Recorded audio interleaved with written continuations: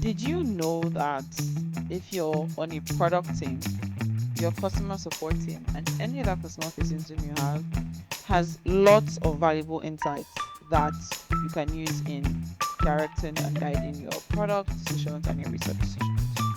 Let's talk about that today.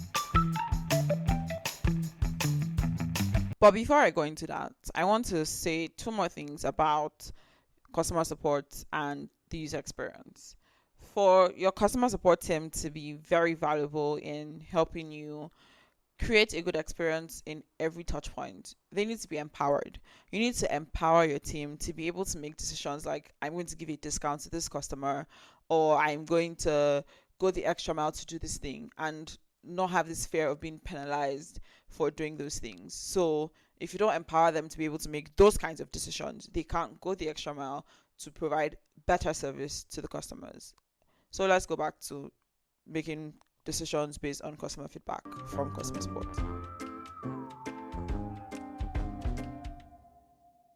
If you're a product or a UX person and you're not spending time with your customer support team or other customer facing teams that you have, then you need to be doing something different.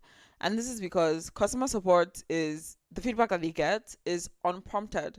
Like, you're not asking your customers questions about what did they find frustrating, all of those kinds of things. They are coming to you. Well, maybe you can say their bad experience has prompted them to contact customer support, but this is things that is like surface, top of the mind, things that people are finding annoying, bad experiences that they have, or things that they are unsure about. And that can give you useful insights for your decisions on your website, on your product, how you build it, what features you include, how you design those features, and so on. So how can you actually start using the feedback from customer support in helping you to make decisions about what to do, what further research you need to do, what fixes you need to make in your product? First of all, there has to be a culture of open and shared documentation. So you should be able to see what are the top customer support tickets, what are the kind of queries that are coming into customer support. And if you're not using a tool where these things are like, you can tag and label them, you should consider switching to a tool that enables you to do that, where you can tag customer support feedback by a kind of category. And so this could be feature requests, this could be login issues, it could be something else, things like that, bugs, reported bugs, discoverability issues, people asking customer support if you have a feature that you have, or where they can find something that is in your product. So that can give you hints into like, oh, there's a discoverability issue here, there's a usability issue here, and help you better understand where customers are facing issues, even without you running a usability test or heuristic evaluation or looking at session recordings on if you have those kinds of tools or not. You need to be working closely with your customer support team to analyze the kinds of messages that they're getting in, and you need to then create like rules of engagement, define metrics, so to say, of how you would engage with those things. So you can do things like, if this particular feature is requested x number of times in the next 3 months, and then you can also add other sources, like, are you also seeing this in app store reviews or whatever, and then you can use that to combine data points to say, oh, this is a thing that people are requesting for, we need to do more research into it and see what the need is this something you want to build? You can also look at things like percentages, so like how many percent of customer support requests relate to this topic. And then another thing that this helps you to do is it helps you to measure improvements if you're a UX person or a product person. So if you're seeing that, oh, we're receiving 70, 80, 100 customer support issues per month relating to a specific topic, and then you make changes on the platform and you see that go down, you can then make that link and say, oh, we reduced customer support tickets by this because we implemented this feature or made this change based on customer feedback. So this is why product teams need to be really sitting close with their customer support team. And you can also take those insights and use it to run experiments based on the feedback that you're getting, run A/B tests, make changes to things on the platform, see how it goes, how it impacts other metrics that you're looking at, and maybe you need to do further research into the topic, like I already said.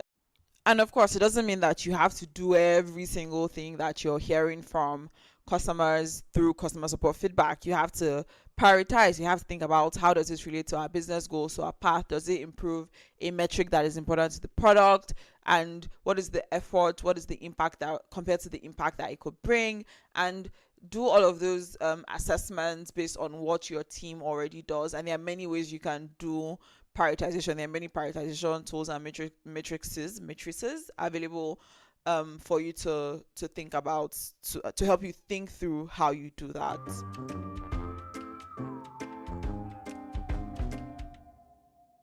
So to summarize, let's look at how can you engage properly with customer support as a product or UX person.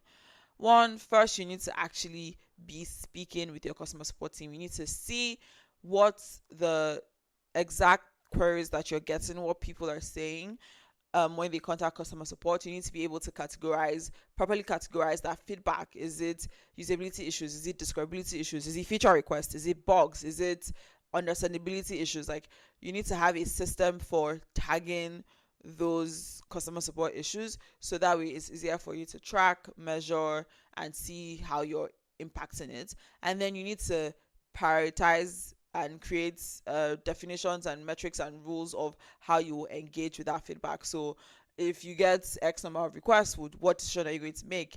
How are you going to do further research on topics that come from customer support tickets? Are you going to look at other data sources like App Store reviews, or your own in-house research that you're doing with your customers, or some other feedback source? And how are you going to test those ideas and run experiments based on what you are finding out from your customer support team? Hope this helps. Bye. Thank you for listening to today's episode of A Couple of Things. If you found anything insightful, interesting, or you enjoyed this episode, please do share. And remember to like, if you can, wherever you listen to your podcasts. Leave a comment, subscribe, so you get the future episodes. Thanks. Before you go, this is a reminder that you can ask me to talk about a specific topic or answer a question that you have by filling the form in the show notes to submit your suggestion or question. Bye.